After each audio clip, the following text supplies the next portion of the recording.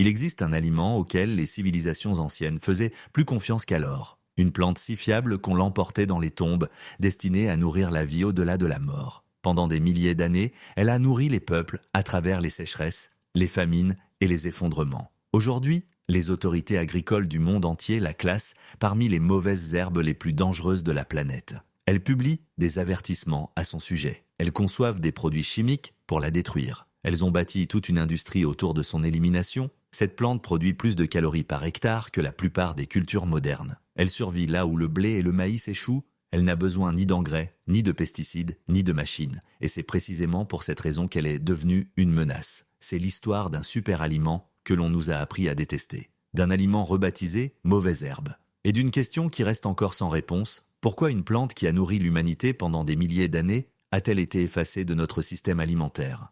Bien avant que l'agriculture moderne ne façonne les paysages, cette humble plante de la famille des carex était profondément vénérée. Les agriculteurs de l'Égypte antique appréciaient ces tubercules sucrés de la taille d'une amande et les cultivaient le long du Nil. Des archéologues ont découvert des souchets comestibles déposés dans des tombes funéraires, aux côtés du pain et de la bière, une offrande modeste destinée à nourrir les morts dans l'au-delà. Des chroniqueurs grecs ont décrit la boisson nord-africaine appelée horchata de choufa. Une boisson onctueuse, pressée à partir de ces tubercules, consommée aussi bien par les pharaons que par les paysans. Dans l'Espagne mauresque, les champs de choufa entouraient Valence pendant des siècles, et les Arabes enseignèrent aux habitants comment presser les racines pour en faire un lait si apprécié que, selon la légende, des rois espagnols auraient payé des impôts en souchet. Des contes populaires d'Afrique de l'Ouest racontent l'histoire d'un village frappé par la famine, sauvé par une plante mystérieuse surgissant d'un sol desséché lorsque tout le reste avait échoué. Les anciens enseignent aux enfants que cette plante était un don de la mère de la terre,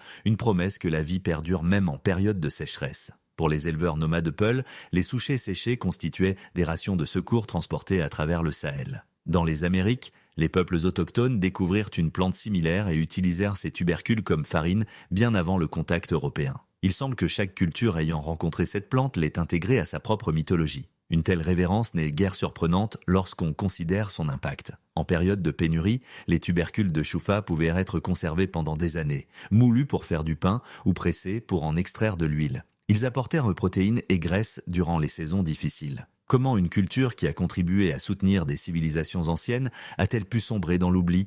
Pourquoi son nom s'est-il effacé de notre mémoire collective, alors même que les cultures ont transporté son histoire à travers les continents ? Peut-être que la réponse ne réside pas dans les qualités de la plante, mais dans les systèmes qui se sont imposés pour la remplacer.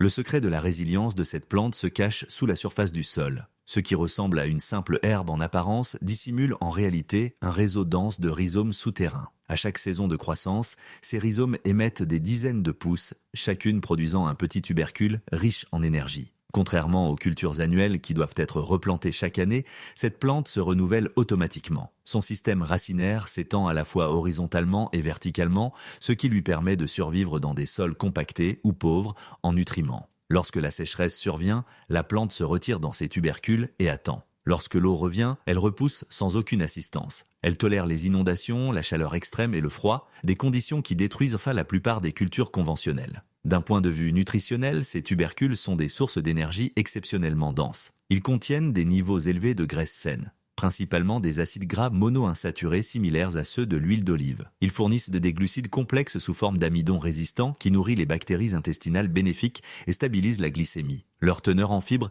est nettement supérieure à celle de la plupart des cultures de base. Ils contiennent des quantités significatives de protéines avec un profil équilibré en acides aminés. Ils sont riches en vitamine E, en précurseur de la vitamine A, ainsi qu'en minéraux essentiels tels que le calcium, le magnésium, le fer et le potassium. La plante utilise la photosynthèse en C4, un système hautement efficace qui lui permet de fixer le carbone sous une chaleur et un ensoleillement intense. Cela la rend exceptionnellement productive dans les environnements arides et semi-arides. Des chercheurs ont documenté sa capacité à restaurer la structure des sols et à soutenir la vie microbienne. Sa productivité ne dépend ni d'engrais de synthèse, ni de pesticides, ni d'irrigation. Si l'agriculture était conçue autour de la résilience plutôt que du contrôle, cette plante serait un choix évident. Alors pourquoi une culture dotée de tels avantages biologiques est-elle traitée comme un problème plutôt que comme une solution ? La réponse ne se trouve pas dans la biologie, mais dans l'économie et le contrôle. À mesure que l'agriculture industrielle s'est étendue au XXe siècle, l'activité agricole est devenue dépendante de l'uniformité. Les cultures devaient pousser en ligne droite, mûrir en même temps et être récoltées par des machines. Cette plante refusait de se comporter ainsi. Ses tubercules mûrissaient à des profondeurs et à des moments différents. Elle se propageait sous terre au lieu de se tenir docilement en rang. Elle se régénérait à partir de fragments, rendant son éradication totale presque impossible. Pour un système fondé sur la prévisibilité, cette résilience est devenue une menace. Les autorités agricoles ont commencé à la qualifier de mauvaise herbe nuisible. Les services de vulgarisation ont averti les agriculteurs qu'elle concurrençait agressivement le maïs, les pommes de terre et le soja. Dans plusieurs régions, la culture de toute variété de ce carex, y compris la choufa comestible, a été déclarée illégale. Le raisonnement était simple et d'une efficacité brutale. Une plante qui pousse sans engrais sape les marchés des fertilisants. Une plante qui se régénère année après année sape les ventes de semences. Une plante qui nourrit directement les gens sape un système qui prospère grâce à la dépendance. La réponse chimique a suivi. Des herbicides ont été spécialement conçus pour cibler les carex comme celui-ci. Des milliards de dollars ont afflué vers des programmes de lutte contre les mauvaises herbes. Pendant ce temps, la mémoire culturelle des carex comestibles s'est discrètement éteinte. Les manuels scolaires ont cessé de les mentionner comme aliments. Les savoirs traditionnels ont été relégués au rang de pratiques primitives. Avec le temps, le récit s'est durci. Cette plante n'était plus une source de nourriture. Elle était devenue un ennemi. Pourtant, une contradiction subsiste. En Espagne, les champs de choufa sont légalement protégés et l'horchata de choufa est célébré comme un patrimoine culturel. Dans les magasins d'alimentation naturelle, les souchets sont vendus comme un super aliment moderne. La même plante est une délicatesse à un endroit et une infraction pénale à un autre. Comment un aliment peut-il devenir une marchandise interdite simplement en franchissant une frontière qui bénéficie de la disparition d'une culture autosuffisante des options offertes aux agriculteurs? Il ne s'agit pas d'une conspiration cachée. C'est un schéma documenté de l'agriculture moderne. Les plantes qui ne peuvent être brevetées, contrôlées ou monétisées sont écartées. La question n'est pas de savoir si cela s'est produit. La question est de savoir si cela doit continuer.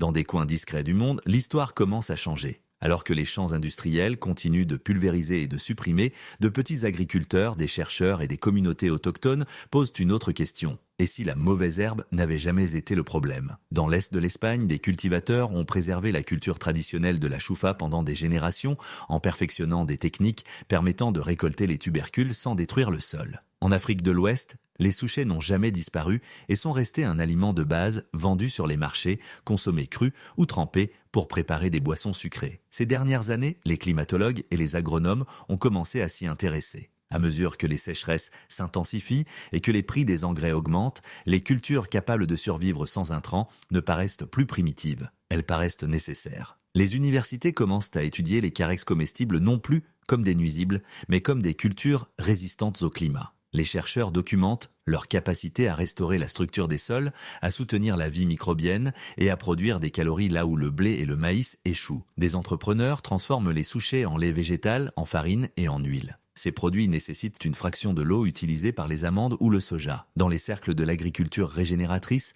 la plante n'est plus perçue comme une envahisseuse. Elle est redéfinie comme une espèce pionnière, capable de réparer les terres dégradées tout en nourrissant les populations. Ce renouveau n'est pas porté par la nostalgie. Il est porté par la nécessité. Le système alimentaire mondial est confronté à l'instabilité climatique, à l'épuisement des sols et à la hausse des coûts énergétiques. Les cultures qui exigent un soutien chimique constant deviennent des passifs. Les plantes qui prospèrent dans la négligence deviennent des atouts. La vérité la plus importante est la suivante. Le savoir n'a jamais été perdu. Il a été ignoré, conservé dans la mémoire populaire, rejeté comme obsolète, puis redécouvert sous la pression. Quelles autres solutions se cachent à la vue de tous parce qu'elles ne correspondent pas à un modèle industriel? Si l'avenir de l'alimentation repose sur la résilience plutôt que sur le contrôle, quelle plante choisirons-nous de nous souvenir? Cette plante n'a jamais été faible. Elle n'a jamais été inutile. Elle était simplement trop indépendante pour un système fondé sur le contrôle. Pendant des milliers d'années, elle a nourri les êtres humains discrètement et de manière fiable, sans demander la moindre autorisation. Puis elle a été renommée, réglementée et oubliée, non pas parce qu'elle a échoué, mais parce qu'elle a réussi selon ses propres règles. L'histoire révèle quelque chose de dérangeant. Le savoir ne disparaît jamais par accident. Il est enfoui. Et lorsque les conditions changent, il refait surface. Alors que les systèmes alimentaires modernes ploient sous la pression climatique et la dépendance chimique, des cultures oubliées comme celle-ci offrent bien plus que des calories. Elles offrent un choix. La question demeure donc. Si une plante peut vous nourrir sans rien exiger en retour, la planterez-vous? Si cette histoire a remis en question ce que vous pensiez savoir sur l'alimentation, partagez-la. Abonnez-vous, restez curieux et aidez à ramener les savoirs oubliés à la lumière.